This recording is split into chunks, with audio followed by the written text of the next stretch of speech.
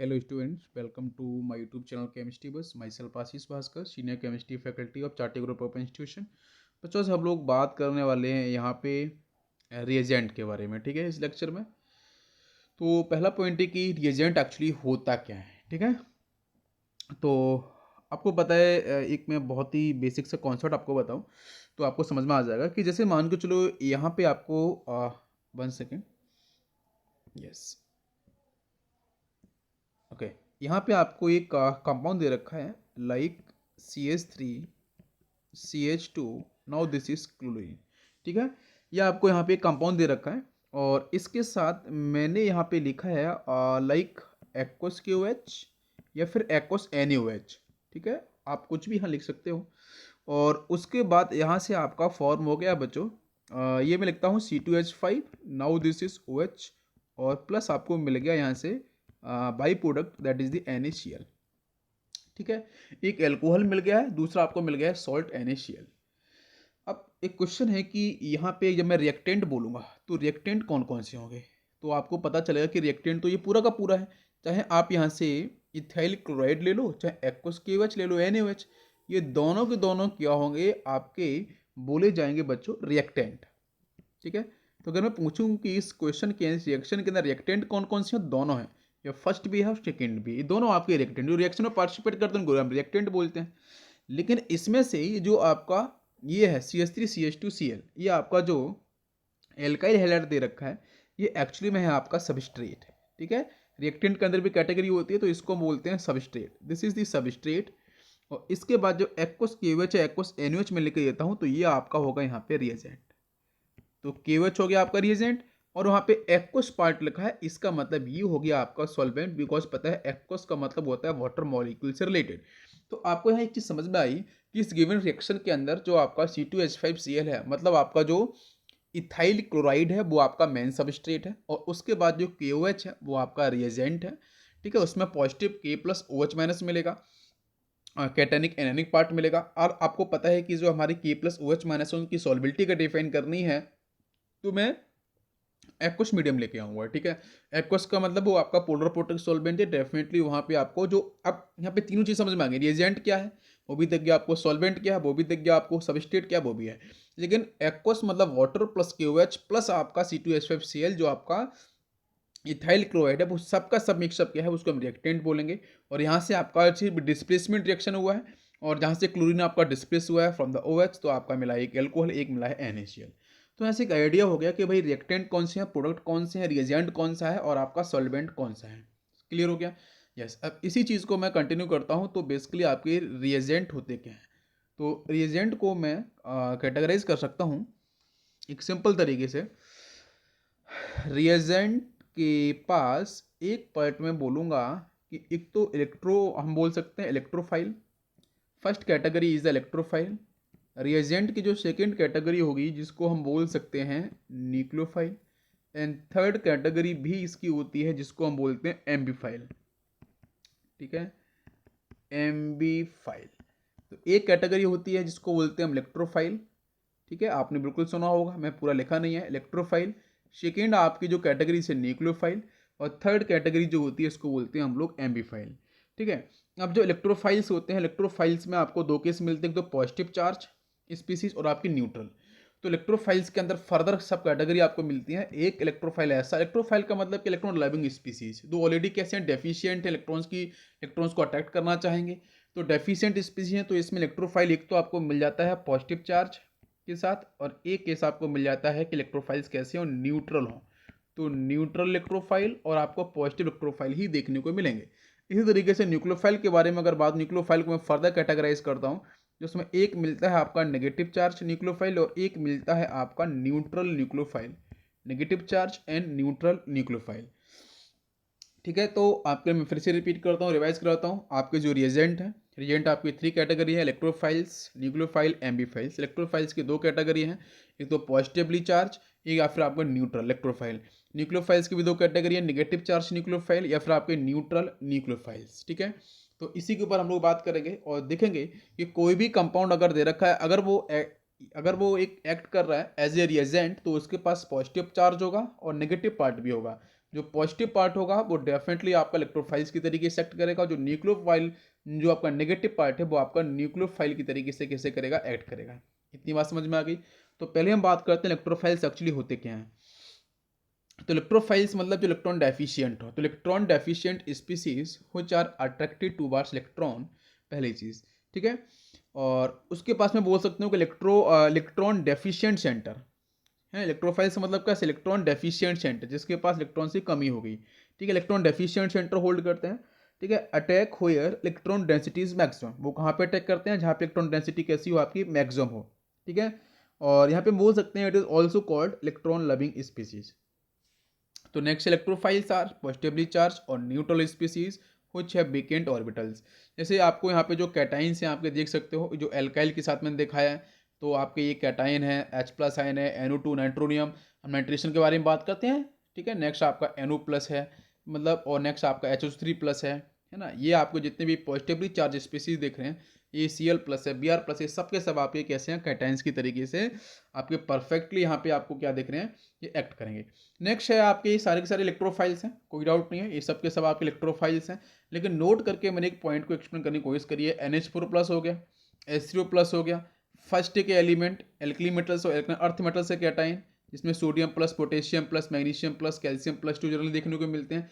तो ये सारे के सारे आपके इलेक्ट्रोफाइल्स नहीं बोले जाएंगे, ठीक है। तो कौन कौन सा केस है, अमोनियम आयन, नेक्स्ट आपका यहाँ पे वाटर मॉलिक्यूल्स के साथ आपका H+ आयन, मतलब आपका यहाँ पे हो जाएगा H3O+, एल्कली मेटल्स, एकन earth metals, sodium+, potassium, first और सेकेंडरी के जो कैटाइंस हैं वो कभी भी आपके इलेक्ट्रोफाइल्स के तरीके से एक्ट नहीं करेंगे, बिकॉज सबके पास होता है आपका कंप्लीट ऑक्टेट। तो do not work as electrophiles because they have complete octet. तो ये कंप्लीट ऑक्टेट की वजह से यहाँ पे हम बिल्कुल इनको इसमें हम काउंट नहीं कर सकते हैं पॉजिटिव चार्ज इलेक्ट्रोफाइल्स की कैटेगरी में। यस, इसके बाद हम लोग अब मूव करेंगे नेक्स्ट कॉन्सेप्ट की तरफ। जैसे यहाँ पे आप देख सकते हो कि ये जो आपका अमोनिया दे रखा है, NH3 दे रखा है, इसके पास क्या है, एक लोन पेयर है। यहाँ पे सामने है H+ आयन, तो H+ आयन की तरफ क्या होगा, लोन पेयर का सिंगल इलेक्ट्रॉन आपका मूव कर जाएगा। तो N के पास आपका पॉजिटिव, ना कि मैं ऐसे बोल सकता हूँ कि आप जो आपका H+ है, इसके पास पता है हाइड्रोजन का जो कॉन्फ़िगरेशन होता है ना, वो क्या होता है, 1s1 होता है। इसमें सिंगल इलेक्ट्रॉन्स आपका चला गया। और एस के पास जो मैक्सिमम इलेक्ट्रॉन्स आपके आ सकते हैं वो कितने हैं, वो आपके 2 इलेक्ट्रॉन्स आपके आ सकते हैं सब सेल के अंदर। इसका मतलब अगर मैं H+ के पास अगर मैं 2 इलेक्ट्रॉन्स एक साथ मूव करा सकता हूँ, बिल्कुल, क्योंकि यहाँ पे आपको एस क्या मिलेगा, 0 मिलेगा। और यही तो मिलेगा ना, 1s 0 मिल जाएगा। तो 2 इलेक्ट्रॉन्स हम आसानी से एंटर करा सकते हैं, इसलिए यहाँ पे कोऑर्डिनेशन बॉन्ड भी बहुत बार आपका रिप्रेजेंट किया जाता है। तो दिस इज ए NH4+, है ना। और यहाँ पे आप इसका देख सकते हो रिप्रेजेंटेशन, ये आपका कॉन्फ़िगरेशन है 2s2 और आपका 2p3, जहाँ से आपका जो मूव होता है वो 2s है ना, 2s इलेक्ट्रॉन्स आपके यहाँ से मूव होते हैं। और बाकी आपको पोस्टर समझ में आ गया होगा पोस्टर किस तरीके से आया। नेक्स्ट आपका न्यूट्रल इलेक्ट्रोफाइल। नेक्स्ट कौन से आपका न्यूट्रल इलेक्ट्रोफाइल्स क्या होते हैं। तो न्यूट्रल इलेक्ट्रोफाइल्स को एक नाम से हम और कॉल करते हैं लिबिस एसिड। तो न्यूट्रल इलेक्ट्रोफाइल्स को हम लिबिस एसिड के नाम से भी कॉल करते हैं, ठीक है। ये भी ध्यान रखना, लिबिस एसिड्स के नाम से भी कॉल करते हैं। तो जिसमें आपका एग्जाम्पल अगर आप देखोगे तो एक चीज़ और है यहाँ पे कि जो इसमें समझने के लिए कि न्यूट्रल इलेक्ट्रोफाइल्स कौन से होंगे, वही लिबिस एसिड तो है, लेकिन यहाँ पे समझने का पॉइंट है कि सेंट्रल जो आपका सेंटर एटम होगा वो आपका इनकम्प्लीट ऑक्टेट को होल्ड करेगा। मैं यहाँ पे लिख सकता हूँ कि जो आपका centre atom has incomplete octet, central atom के पास इनकम्प्लीट ऑक्टेट आपको दिखेगा, तो आप डेफिनेटली बोल देना कि वो आपका न्यूट्रल इलेक्ट्रोफाइल है। जैसे AlCl3 है, BF3 है, सारे सारे इनऑर्गेनिक केमिस्ट्री के हैं बच्चों, मैंने डिस्कस किया। आपके BCl3 है, BH3 है, सब डेफिशिएंट है। ऐसे ही Cl4 है तो आपका ऑक्टेट एक्सपांड कर रहा होगा, जैसे PCl5 है ना, जैसे SnCl2, SnCl4, SbCl5।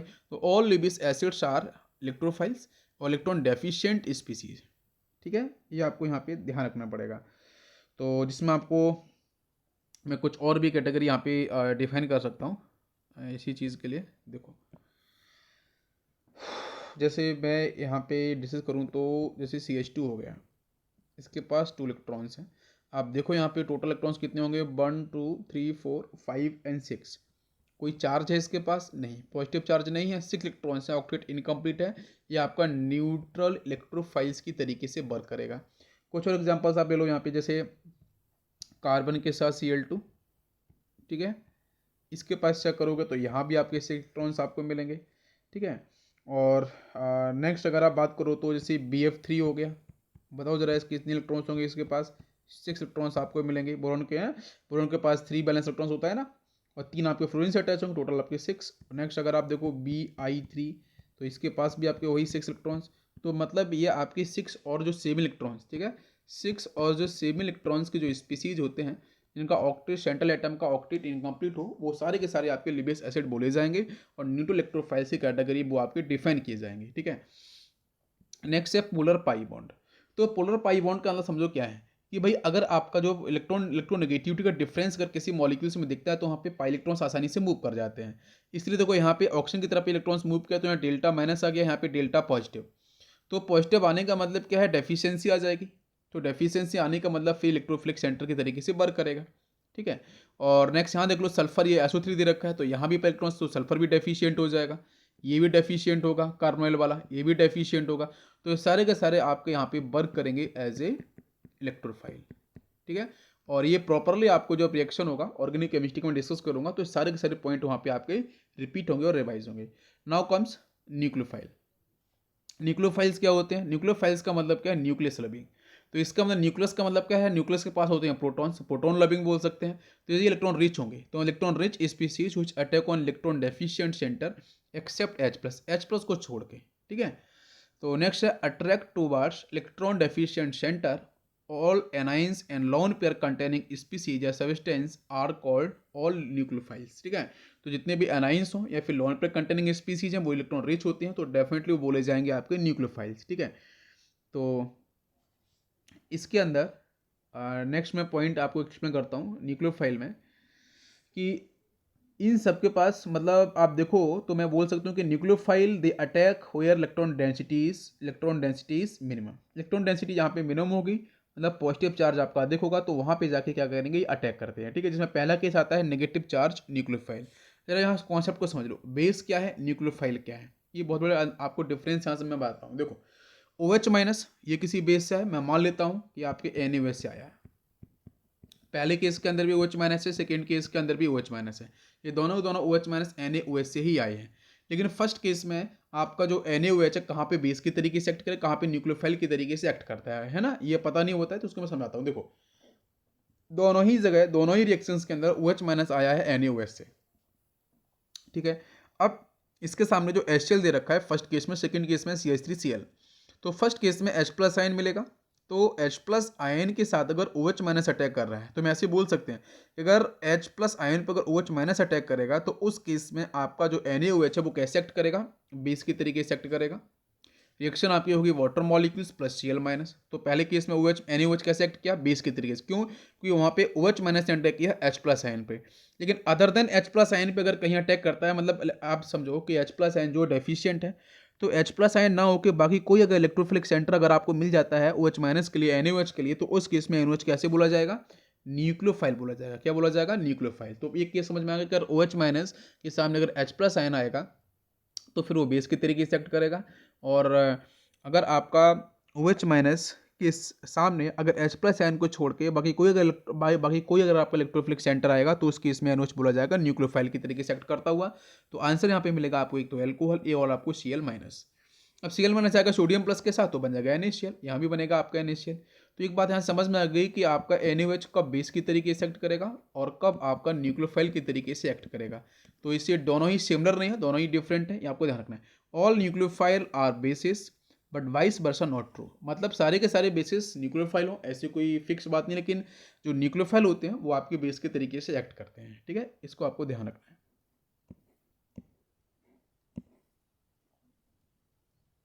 ओके, इसके बाद नेक्स्ट पॉइंट की तरफ हम लोग बात करेंगे यहाँ पे कि जो आपके न्यूक्लियोफाइल यहाँ पे आपको जो दे रखे हैं, ठीक है, उस न्यूक्लियोफाइल के अंदर आपको जो पहली कैटेगरी मिलती है, ठीक है, 1 सेकेंड, यस, न्यूक्लियोफाइल के अंदर जो फर्स्ट कैटेगरी मिलती है वो होती है आपकी नेगेटिव चार्ज, ठीक है, नेगेटिव चार्ज न्यूक्लियोफाइल। तो जो नेगेटिव चार्ज न्यूक्लियोफाइल होते हैं वहाँ पे बोल सकता हूँ the species in which negative charge present, ठीक है, नेगेटिव चार्ज आपको मिलेगा, नेगेटिव चार्ज प्रेजेंट होगा, प्रॉपरली आपको दिखेगा, तो डेफिनेटली वो आपकी नेगेटिव चार्ज आपकी न्यूक्लियोफाइल हो जाएंगे। ठीक है, जिसमें एग्जांपल आप देख सकते हो, बहुत सारे एग्जांपल, जैसे Cl माइनस हो गया, Br माइनस हो गया, नेक्स्ट आप यहाँ ले सकते हो तो CH3 माइनस हो गया। ठीक है, जैसे आपका I माइनस हो गया। तो जितने भी नेगेटिव चार्ज आपको दिखेगा वो सारे के सारे नेगेटिव चार्ज न्यूक्लियोफाइल की कैटेगरी में आपको मिल जाएंगे। इसी तरीके से नेक्स्ट केस होगा आपका न्यूट्रल न्यूक्लियोफाइल का। Next case is the neutral nucleophile. तो न्यूट्रल न्यूक्लियोफाइल का मतलब है कि इसके पास नेगेटिव चार्ज नहीं होगा। ठीक है, जैसे आपका न्यूट्रल इलेक्ट्रोफाइल था, वहाँ पॉजिटिव चार्ज नहीं था। तो न्यूट्रल न्यूक्लियोफाइल्स क्या होते हैं? ठीक है, तो न्यूक्लियोफाइल्स को हम लोग लिबिस बेस के नाम से भी कॉल कर सकते हैं। जैसे आपका न्यूट्रल इलेक्ट्रोफाइल था वो लिबिस एसिड था, या आपके लिबिस बेस की तरीके से कैसे होंगे वो आपके एक्ट करेंगे, जहाँ पे सेंट्रल एटम जो होगा वो कंप्लीट ऑक्टेट को होल्ड करेगा। ठीक है, जो सेंट्रल एटम होगा उसका जो ऑक्टेट होगा, ठीक है, वो कैसा होगा? कंप्लीट इलेक्ट्रॉन रिच होगा। सेंट्रल एलिमेंट का जो ऑक्टेट है वो आपका कंप्लीट होगा। ठीक है, और अगर आप देख सकते हो उसके पास एटलीस्ट आपके 1 लोन पेयर भी आपको बहुत बार दिख सकता है, एटलीस्ट 1 लोन पेयर भी का आपको दिख सकता है, तो भी आपका न्यूट्रल न्यूक्लियोफाइल की कैटेगरी में आपका आएगा। जैसे इससे एग्जांपल आप देख लो, तो जैसे आपका यहाँ पे आ गया है अमोनिया NH3, देखो इसके पास लोन पेयर है। जैसे मैं बात कर सकता हूँ इस तरीके से NH2, now it is NH3, it is a positive. तो ये भी समझ लो आपका हो गया है न्यूक्लियोफाइल वाला, ये न्यूक्लियोफिलिक सेंटर हो गया है। इसके बाद नेक्स्ट देखो, आपके R के साथ में लिख सकता हूँ यहाँ पे NH2, एक लोन पेयर। ठीक है, 1 डिग्री, 2 डिग्री, या माइन भी हम ले सकते हैं। नेक्स्ट इज R2NH, ठीक है, यहाँ पे एक लोन पेयर। नेक्स्ट मैं बात करूँ तो यहाँ पे R3N, एक लोन पेयर यहाँ पे। तो ये भी सब के सब आपके न्यूट्रल न्यूक्लियोफाइल से कैटेगरी में आएगा। Next is NH2 single bond NH2, ठीक है, ये भी आपके यहाँ पे क्या होगा? ये भी आपका न्यूट्रल न्यूक्लियोफाइल्स कैटेगरी में आएगा। तो हम बोल सकते हैं द कंपाउंड हैविंग 2 और मोर देन 2 डबल और ट्रिपल बॉन्ड आर प्रेजेंट, उनको भी हम न्यूक्लियोफाइल्स ही बोलते हैं। ठीक है, मतलब आपके डबल बॉन्ड और जो आपके ट्रिपल बॉन्डेड स्पीसीज हैं वो भी आप इलेक्ट्रॉन रिच में ही काउंट कर सकते हैं। ठीक है, जैसे एग्जांपल आप ले सकते हो तो बेंजीन हो गया। ठीक है, तो बेंजीन भी आपके इलेक्ट्रॉन रिच होता है। और इसके बाद आप एल्कीन भी ले सकते हो यहाँ पे, जैसे आपका CH के साथ आप यहाँ ले सकते हो, यहाँ CH2 ले लिया मैंने double bond, and this is CH single bond, CH and double bond CH2। ठीक है, जो एल्कीन है, फिर जो एल्काइंस हैं वो भी इसी कैटेगरी में आपको देखने को मिल सकती हैं। तो ये हो गया आपके न्यूट्रल न्यूक्लियोफाइल्स। इसके बाद बात करेंगे हम लोग एम्बिडेंट न्यूक्लियोफाइल्स क्या होते हैं। ठीक है, तो नेक्स्ट हेडिंग हम लेते हैं, next heading is the ambient nucleophile. तो एम्बिडेंट जो न्यूक्लियोफाइल्स हैं हमारे, वो क्या होते हैं? तो एम्बिडेंट न्यूक्लियोफाइल्स को हम बोल सकते हैं the species in which 2 nucleophilic centre, ठीक है, 2 न्यूक्लियोफिलिक सेंटर, 2 न्यूक्लियोफिलिक सेंटर्स आपको मिलेंगे। ठीक है, उसमें से एक जो आपका न्यूक्लियोफिलिक सेंटर, एक जो आपका सेंटर होगा, ठीक है, वो कैसा होगा? चार्ज्ड। एक आपका कैसा होगा? सेंटर आपका चार्ज्ड होगा। और दूसरा कैसा होगा? वो होगा आपका न्यूट्रल। एक चार्ज्ड होगा, एक होगा आपका न्यूट्रल। तो चार्ज का मतलब बच्चों कौन सा? पॉजिटिव चार्ज नहीं, नेगेटिव चार्ज, क्योंकि हम न्यूक्लियोफाइल्स के बारे में पढ़ रहे हैं। तो एक आप देखो, एम्बिडेंट न्यूक्लियोफाइल्स क्या है? मैं बोलूँगा कि the species in which 2 nucleophilic centres are present, इसमें से एक चार्ज होगा, वो भी नेगेटिव चार्ज, एक होगा आपका न्यूट्रल। जैसे एग्जांपल आप देख लो, जैसे आपका है carbon triple bond nitrogen, cyanide हो गया, इसके पास लोन पेयर है। तो ये तो आपका लोन पेयर वाला, एक तो आपका ये न्यूट्रल हो गया, ये कौन सा हो गया? ये तो न्यूट्रल सेंटर हो गया। और ये जो कार्बन है ना, उसके पास नेगेटिव चार्ज आता है, तो आपका ये नेगेटिव चार्ज सेंटर हो गया। नेक्स्ट एग्जांपल देखो नाइट्रो का, तो नाइट्रोजन डबल बॉन्ड हो, यहाँ पे कॉन्वेक्शन बॉन्ड आता है, तो मतलब O माइनस कर दूंगा, यहाँ पे पॉजिटिव कर दूंगा, तो भी देख लो। तो यहाँ पे आपको परफेक्टली दिख रहा है कि ये जो आपका नाइट्रो वाला पार्ट है, ये भी क्या है? ये भी आपके इसमें से न्यूट्रल वाला कौन सा? ये तो आपका न्यूट्रल हम बोल सकते हैं, और इसमें से एक आपका चार्ज वाला हो गया। ठीक है, तो ये आपकी इसी कैटेगरी में आपके आ जाते हैं। ठीक है, ये हो गया आपके एम्बिडेंट न्यूक्लियोफाइल्स। नेक्स्ट क्वेश्चन है कि एम्बीफाइल्स क्या होते हैं। एक पॉइंट ये है कि एम्बीफाइल्स एक्चुअली में क्या होते हैं, तो उसको भी मैं समझाता हूँ। यहाँ पे हेडिंग ले लेता हूँ मैं, एम्बीफाइल्स। ठीक है, एम्बीफाइल्स या एम्बीफिलिक स्पीसीज क्या होते हैं, ऐसे भी लिखा मिलेगा। तो हम लिख सकते हैं the compound which act like as both nucleophiles and electrophile. तो एम्बीफाइल्स का मतलब ये हो गया कि भाई कोई भी स्पीसीज अगर nucleophilic species plus electrophilic species अगर दोनों के तरीके से, मैं लिखूंगा बोथ, अगर दोनों ही तरीके से अगर एक्ट करती है कोई भी स्पीसीज, तो उसको हम बोलते हैं एम्बीफाइल। क्या बोलते हैं? एम्बीफाइल। दोनों ही तरीके से एक्ट करेगा, न्यूक्लियोफाइल की तरीके से, इलेक्ट्रोफाइल्स की तरीके, उसको बोलते हैं हम लोग एम्बीफाइल। जैसे इसके कुछ कॉमन एग्जाम्पल हैं। जैसे एग्जाम्पल की बात करोगे तो हो गया आपका R triple bond nitrogen, next हो गया आपका आर के साथ C double bond O H, ना पाई ऊपर मूव करेगा तो यहाँ पे डेल्टा पॉजिटिव, यहाँ पे डेल्टा नेगेटिव, इलेक्ट्रोफिलिक सेंटर भी है, न्यूक्लियोफिलिक सेंटर भी है। नेक्स्ट देखो तो आर के साथ C double bond O, now this is R. Next हम ले सकते हैं तो आर के साथ C double bond O C L. Next आपका R C double bond O O R dash, ठीक है, ईस्टर भी इसी कैटेगरी में आ सकता है। नेक्स्ट एसिड भी आपको मिल जाएगा R C double bond O H, ठीक है। तो ये सब के सब आपके एम्बीफाइल्स हैं। ये दोनों ही तरीके से एक्ट करेंगे, इलेक्ट्रोफाइल्स के तरीके से भी एक्ट करेंगे और आपके न्यूक्लियोफाइल के तरीके से भी प्रॉपरली एक्ट करते हैं। ओके, इसके बाद हम यहाँ पे डिफरेंस देखेंगे कि न्यूक्लियोफाइल्स क्या है, इलेक्ट्रोफाइल्स क्या है। वैसे मैंने पहले तो आपको बता ही दिया, बाकी का आप यहाँ पे देख लो, इलेक्ट्रोफाइल्स क्या है, न्यूक्लियोफाइल्स क्या है। पहला पॉइंट है electron rich species which attack on electron deficient, one second, ठीक है, इलेक्ट्रॉन रिच स्पीसीज जो attack on electron deficient centre accept H plus ion, ठीक है। नेक्स्ट है बेस क्या है, electron rich species which accept H plus ion. तो आपका बेस जैसे OH माइनस HCl वाटर बनेगा तो OH माइनस ने क्या किया, H प्लस आयन के साथ किया है, तो आपका यहाँ पे एसिड की आपके बेस की तरीके से एक्ट करेगा OH माइनस। और बाकी इधर देख लो आप तो H प्लस जो OH माइनस आयन है वो CH3 प्लस पे अटैक किया है। तो मैं बोला कि एक्सेप्ट H प्लस को छोड़ के बाकी कोई इलेक्ट्रॉन डेफिशिएंट स्पीसीज पर अगर अटैक करेगा आपका OH माइनस, तो वो आप एक्ट करेगा न्यूक्लियोफाइल्स के तरीके से। ये क्लियर हो गया। नेक्स्ट न्यूक्लियोफिलिसिटी क्या होती है, तो न्यूक्लियोफिलिसिटी जो होती है वो आपकी काइनेटिकली कंट्रोल्ड होती है, बट जो बेसिसिटी होती है it is a thermodynamically controlled, ठीक है। That is how much fast accept H plus ion and form stable product. H plus ion के अलावा हम उसके बारे में H प्लस आयन को छोड़ के हम बात करते हैं बेसिसिटी, है ना।